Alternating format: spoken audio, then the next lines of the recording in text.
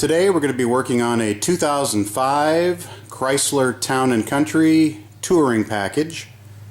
This has the automatic sliding doors. The problem I'm having today is that when I try and open that door, either with the key or by, pushing the button on the inside, it does not open.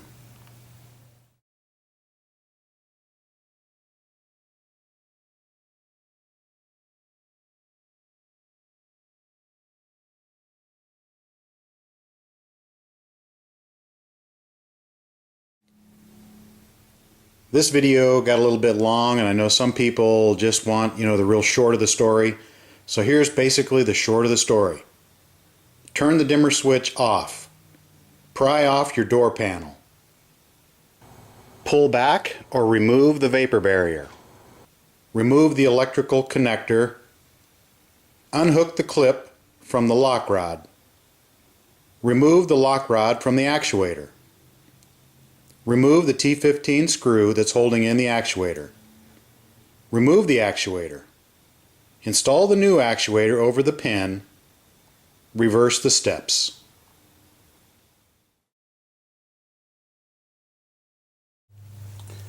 So as of right now, I can't get this dang door open.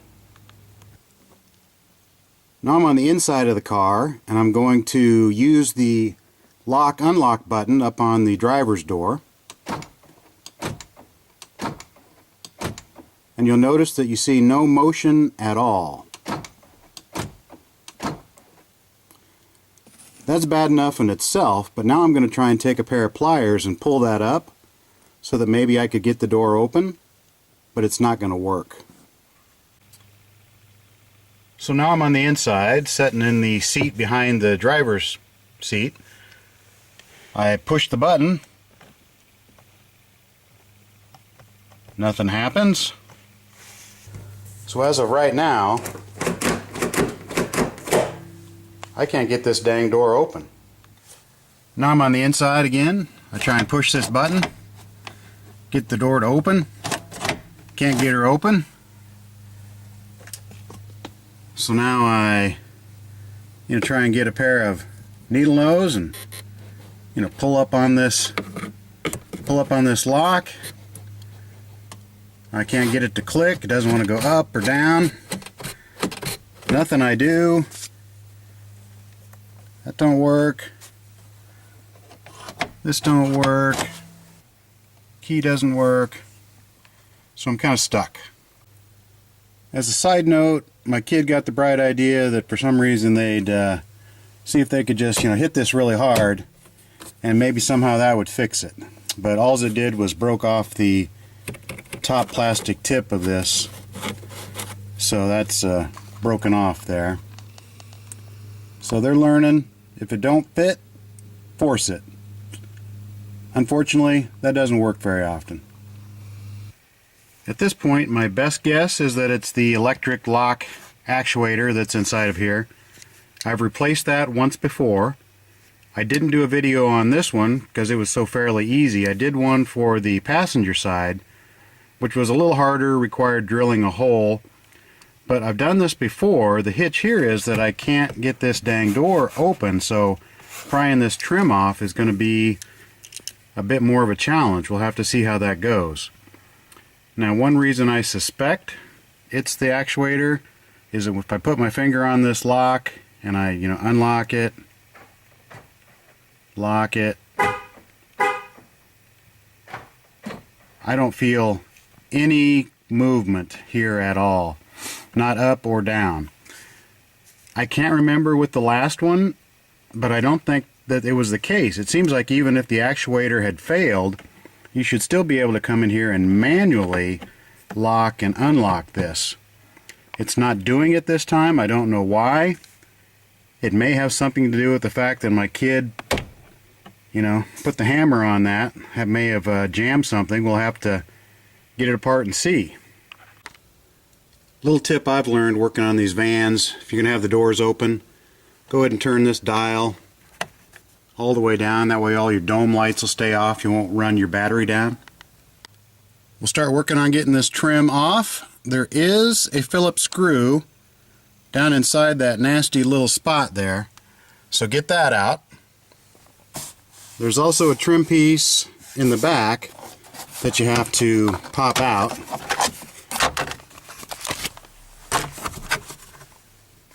This one's been off before, came off really easy, but you know, just get that back out of the way. Now then, this whole door panel should just have a bunch of clips around it. So you know, typically you'd open the door and get in behind it and pry, but for now I'm just going to start, you know, prying and do the best I can, get that thing popped loose and then lift it up and over that lock and out of the way.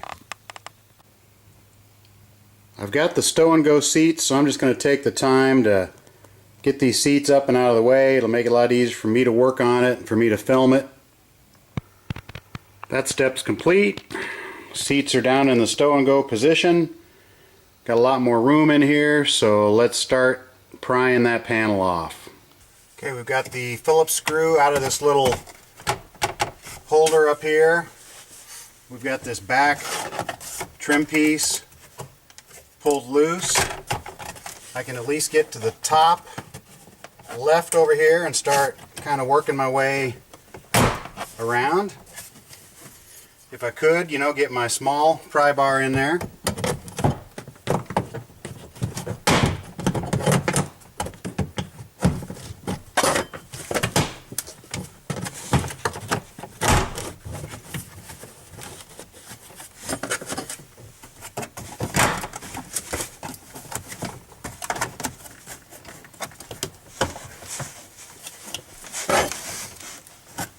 Try and pull as straight back as I can as to not, you know, break as many of these clips as I can save, you know.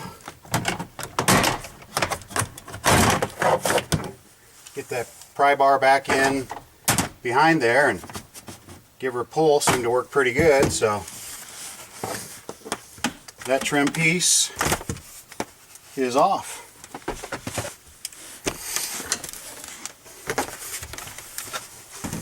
We'll just take a little look at what we've got here. Just a bunch of these green clips pop into holes. A couple of guide tubes, pins, that kind of stuff. But just quite a few of these green or yellow clips running all the way around it. Now in one case down here, the green clip stayed behind. So we'll pull that one out separately and put it back into the door panel before we put it back in.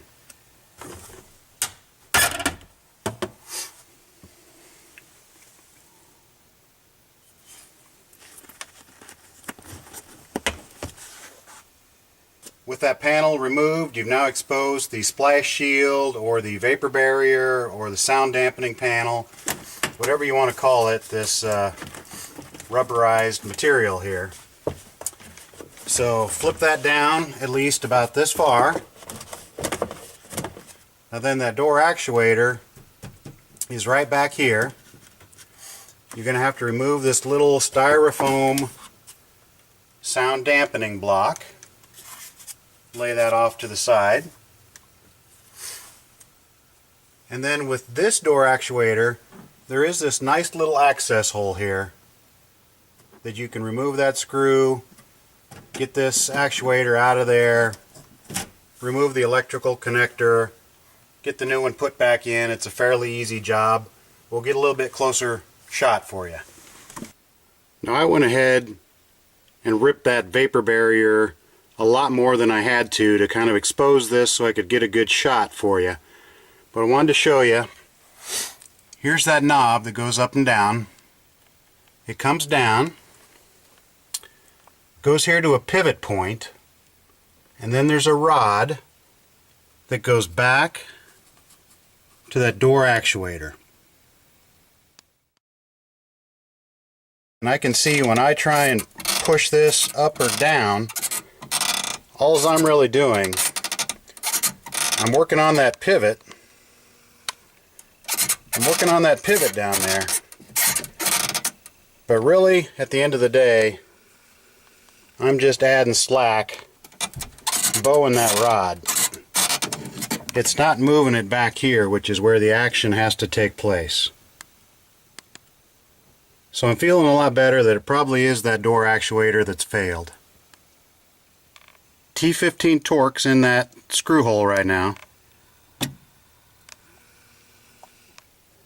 Once you get that screw removed, this thing basically slides into some grooves that pretty much hold it in place. You just need that screw to keep it from moving. Really, the only tricky part to this whole thing is something that's very hard to show you, but back in behind here where you cannot get this camera, there is a slot in that door actuator, and there's a pin that has to go in that slot.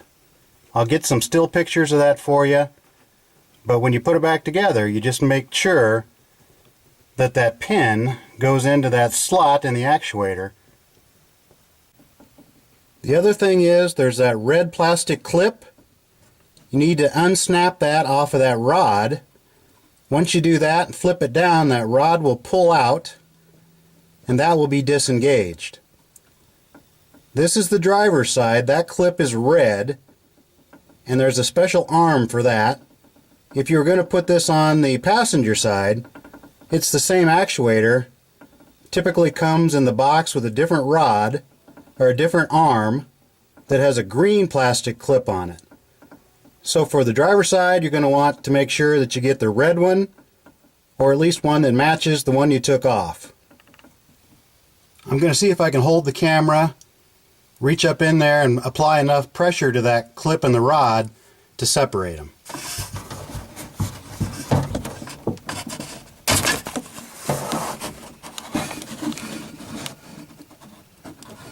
I know you couldn't see that, but you know, we can only have one person in here at a time. But anyway, a little bit of force and that red clip pops off of that rod. Now that rod will pull out of that actuator. Yeah, okay, there she came out. See, it was in there and then it pulled out. I've tried quite a few times to get this camera or anything back in up there to get you a shot of that rod that has to slide in the slot of the actuator. I just can't get a good shot of it. I can take my mirror and with a flashlight and I can work up in there and I can see it for myself, but I don't know. I'll try and get you a picture of it. But for now, we're going to go ahead and take out that Torx screw. You want to put some grease on your Torx driver to make sure that you don't drop that and lose it down inside of here. So carefully take that screw out. I've got some grease on the tip of my Torx, and it helps if you push in a little bit. It gets the angle a little bit better. And then I've got my magnet, you know, ready to go just in case.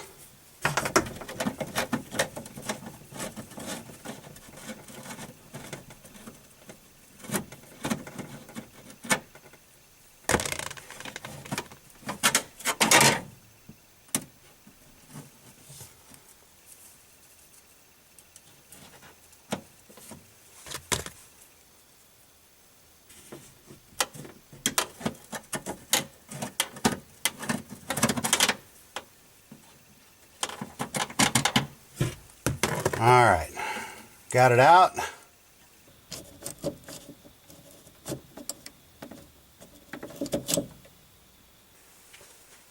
With that little screw out, this thing is now just loose and it's going to come up and come out. Right here's that slot.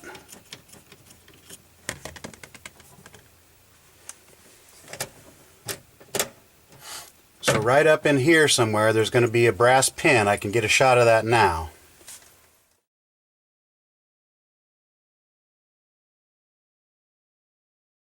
You can see with that actuator removed, you can clearly see how that pivot works to raise that lock up and down.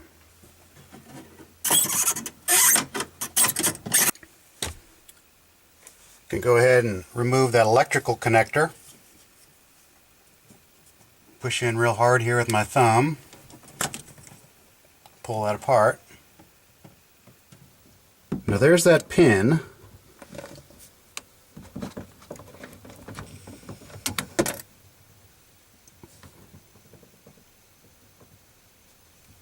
So we saw that pin back there. So when you slip the new one in, you have to make sure that that pin goes into this slot.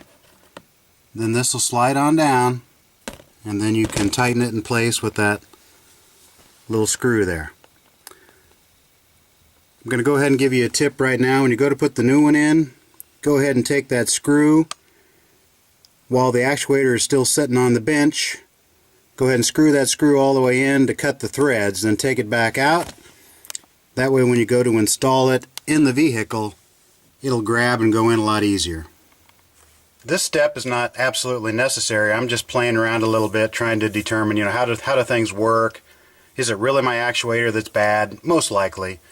But I want to see, how does it work? When it pushes that pin up, is my door going to actually open now or what? So I'm going to very carefully reach in here, push that pin up, and then reach up and push the knob up here and open this door. So if I reach in here and that pin is moving quite a ways up and down here, I'm going to push it all the way up, push this knob up here,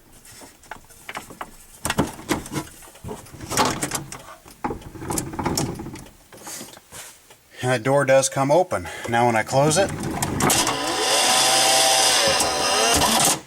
goes ahead and pulls her in. So it seems like if that actuator was working, it would probably push that pin up, and that would allow this door to function as normal. So 95% sure it's a lock actuator, so let's go get one. I went back and watched my own video on how to replace this actuator on the passenger side, and I noticed a couple people had commented, don't waste your time drilling that hole, you're doing it the hard way. Just take out these 3 T30 Torx screws, and then once you get those out, you can slide the whole thing forward, you can see what you're doing, everything works out great. That's probably true. That's probably the greatest thing since sliced cheese. But in my case, I couldn't get this door open to get to these screws, so that limited that option. So if you want to try and take these 3 T30 Torx screws out and then pull the assembly up in the front and then be able to see what you're doing, that's great. But I'm still going to do it my way because I think it's pretty easy, especially on the driver's side, to do it the way I'm doing it.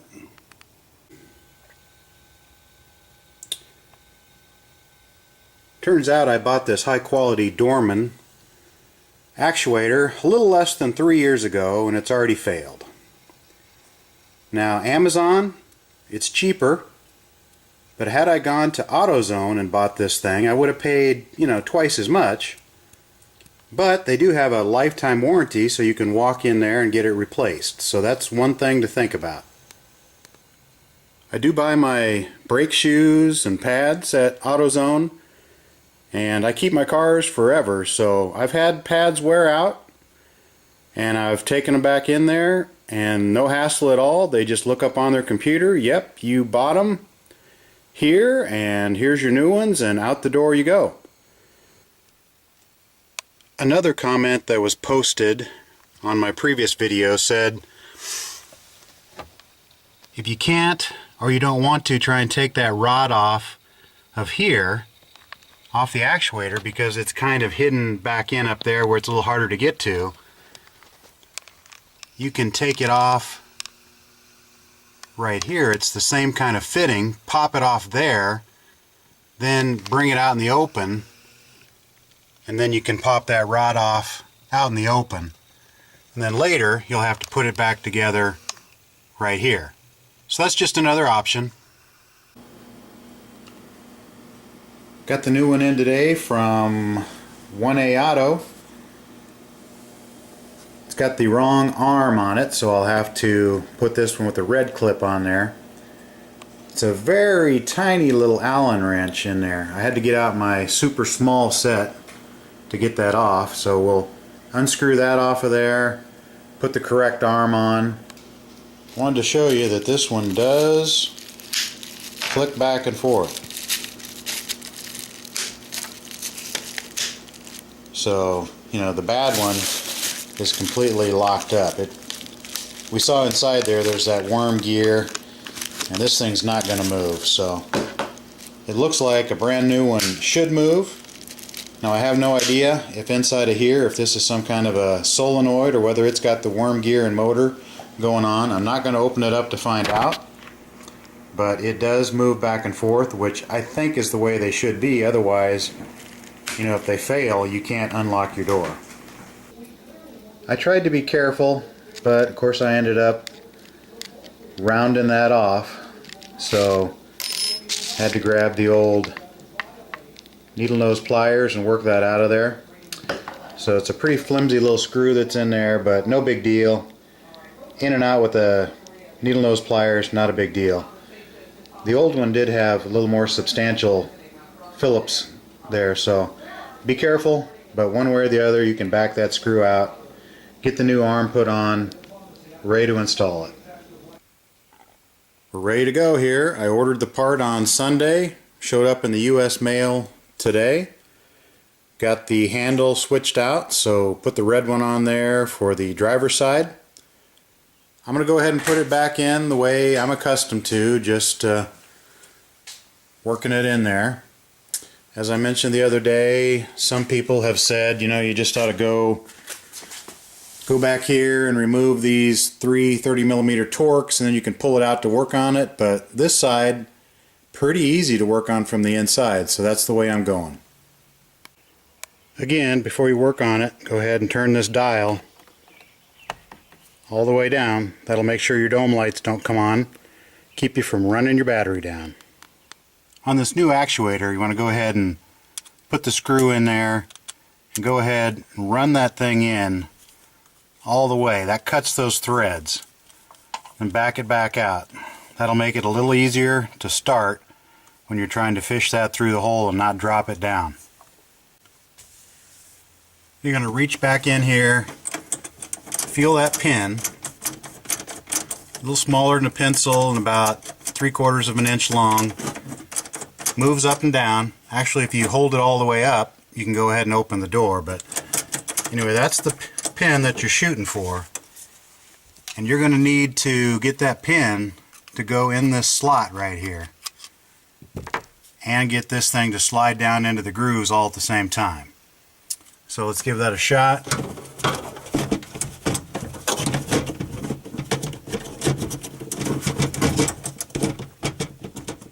I know you're not going to be able to see much, but I pretty much need to stick my head up inside there to kind of see that little pin and to get this to slide over the top of it. So I have a pretty good shot at it right there. Okay, I'm on it. Okay. Now I can reach back there. I can feel the plastic. I can feel the slot in the plastic, and I can tell the pin is definitely inside of there. So okay, we got that on there. Now we're going to very carefully put some grease or something on that screw to make sure it holds it on there. Or what I've done in another case is put a little tape on there. So I'm going to put a little tape on there. Alright, got a little bit of tape on there. Some grease.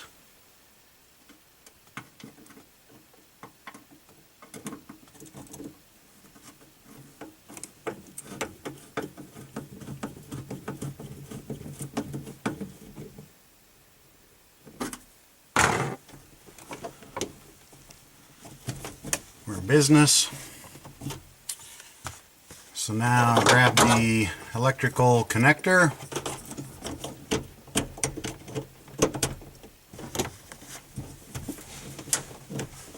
Snap that on. We do have to put this rod back on, of course, otherwise we're not going to make much difference. At this point I've got it installed, electrical connector on. I still don't have this rod snapped in yet, but I wanted to show you I can reach back here and I can operate that by hand. So I can lock or unlock this easily by hand. Now I'm going to go ahead, slip this little rod into the hole. Let's see if I can get any kind of a shot of that. There, you can see that red clip. So the rod has to go, I'll swing that down, then put the rod into the little hole, and then push the red clip up and over the rod. Okay, I've got that rod in there. Now I reach around, push that clip up, then I'm going to have to give it a fair amount of force. Okay, there you see the clip is now snapped over the rod. Okay, we're ready for the big test. I'm going to reach up and lock and unlock the door a couple times. So you can see this rod go up and down, this turn, our actuator pulling on that rod.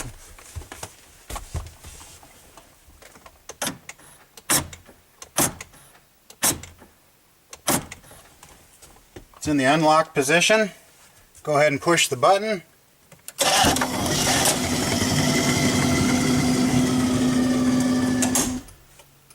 We have impact. It's done. Now we just put the door trim back on. You got this nifty little piece of styrofoam here. That snaps back in. Goes back in like that. Now we're going to go ahead and put the, whatever you want to call this, splash guard, vapor barrier, sound dampening plastic, whatever. We're going to put this back on. I took this off a lot farther than I probably needed to, mostly because I wanted to get it out of the way so it was easier to video, and then also it's easier then to open and close the door as well. But this has got usually some tacky stuff on here, but you may need to spray some kind of adhesive on there to get it to stick again. I'm going to use some 3M Super 77 that I'll spray onto the plastic here and get that stuck back up around the door panel. So I'm going to go ahead and do that. We'll come back after that. I think it'll be a hair easier to put that on if you just crack the door open just a little bit. That'll give you some room down at the bottom to tuck it in. Got that put back on. You can see there's a couple of squares cut out here. Those fit over some clips for these cables. Make sure that you don't block any of the holes that your clips are going to go into to hold the door panel on. And then you're basically, now you're ready to put the door panel in up there. It's going to go in under this top piece of trim, probably out of the shot here. That door panel is going to go in underneath this piece of trim, and then basically just work your way around, lightly tapping it into place once you feel that it's gone into the guide holes. Give it a check to make sure all these pins are properly in the slots.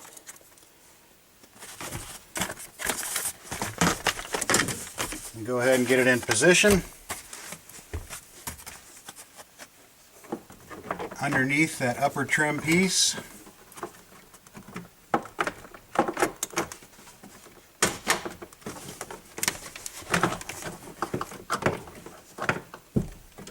Work your manual lock through the hole.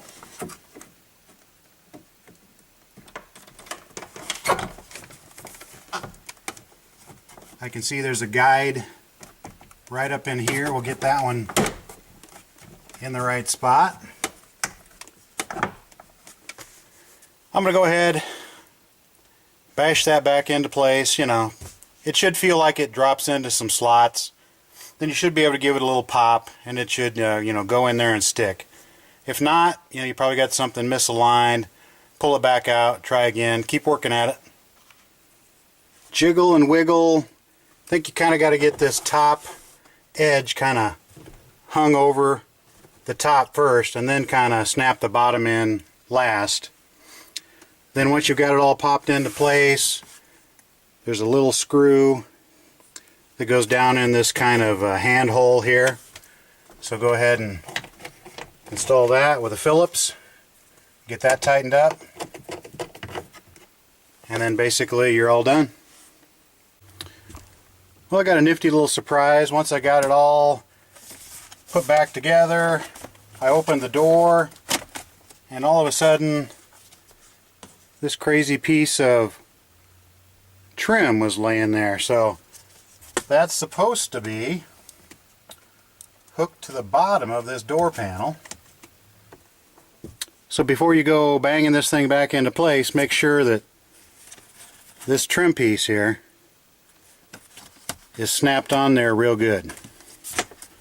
So, okay, I'll do it again. Alright, second time's a charm. Got that little plastic piece down here on the bottom. Everything snapped in.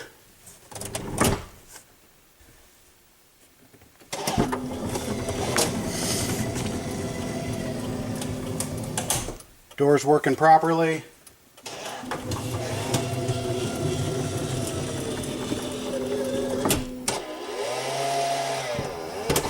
Okay, now we're done. Put the stone goes back up, clean up a little bit.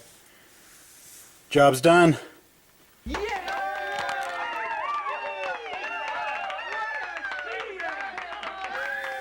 Well, I've still got the door open. I thought I'd point out a couple of things.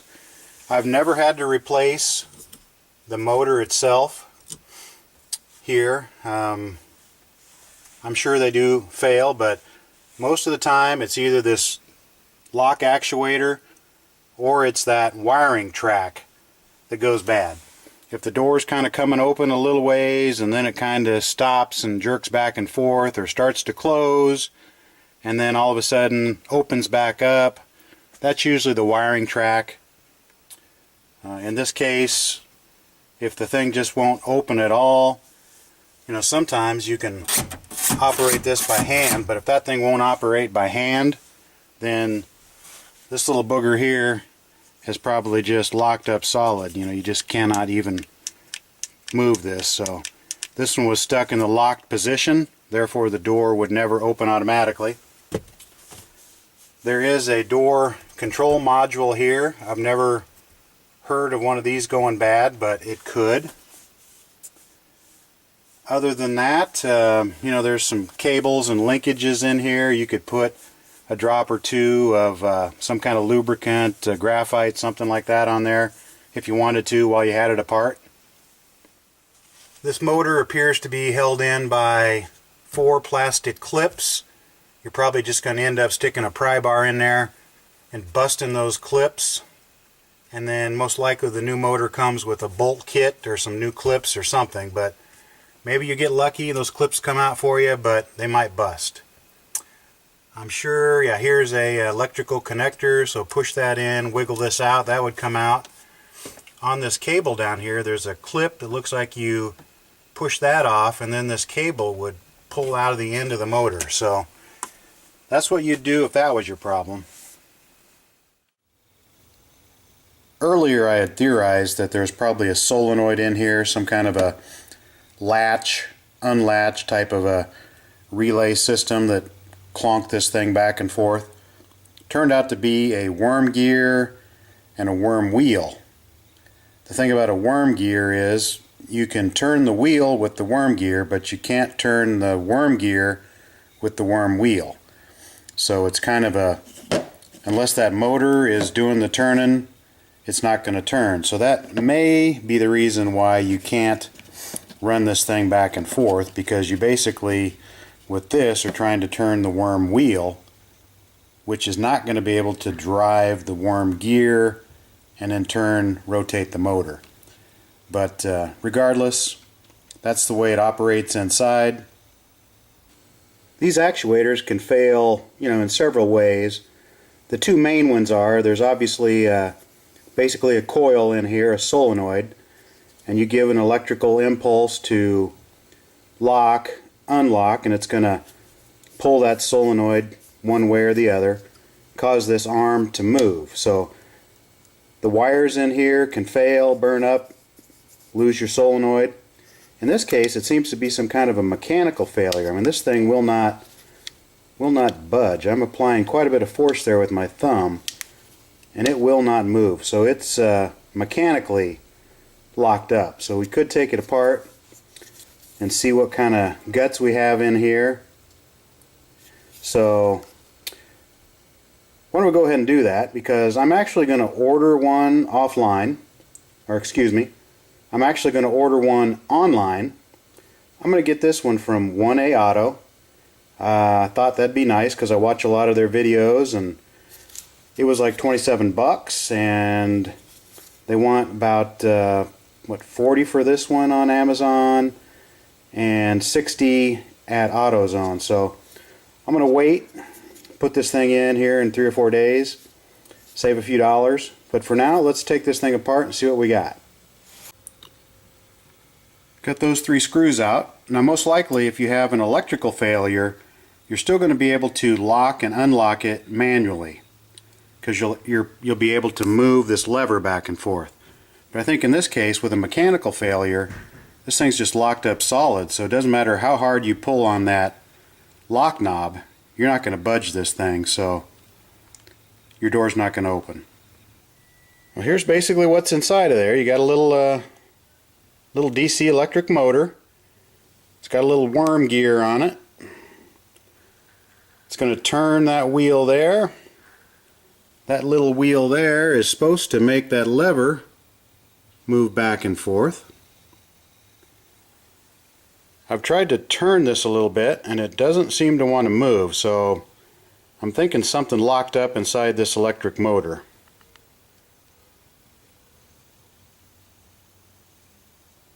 I pried that gear up and out of there, and this little electric motor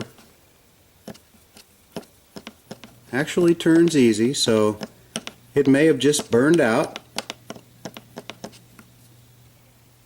I can see how there would be a situation where you might, chew away your kind of the threads or the gears on this little plastic thing, but it doesn't appear that that's the case. I mean, this thing didn't make any noise at all, so I think we had a failed electric motor. Although if the electric motor is fairly easy to turn, I would have thought that I would have been able to, click this.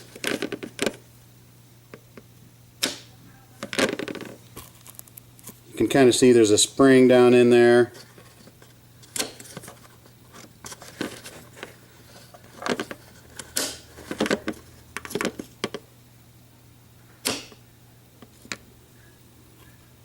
So it may have been some kind of a binding or something right in here that was just locking that thing up tight, wouldn't let that motor spin.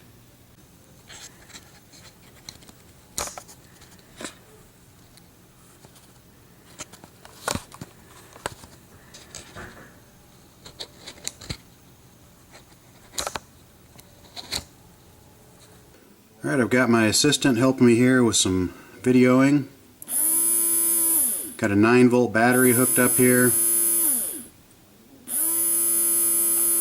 The motor seems to be good, so it appears we must have had some kind of a mechanical jam or failure, so we'll keep digging in. You can see it drove it one way and reversed the polarity.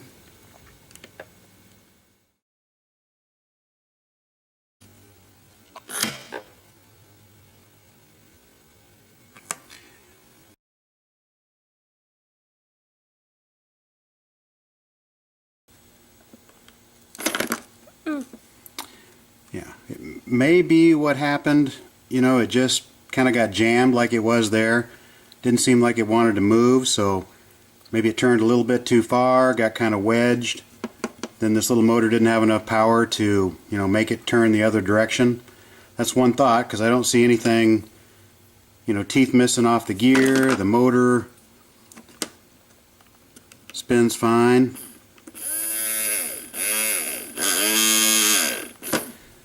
All the mechanical guts in here look pretty good, so I think we just had some kind of a jam with the worm gear and this this gear here. So that's probably my best guess, but you know, at the end of the day, you just buy a new one and put it in.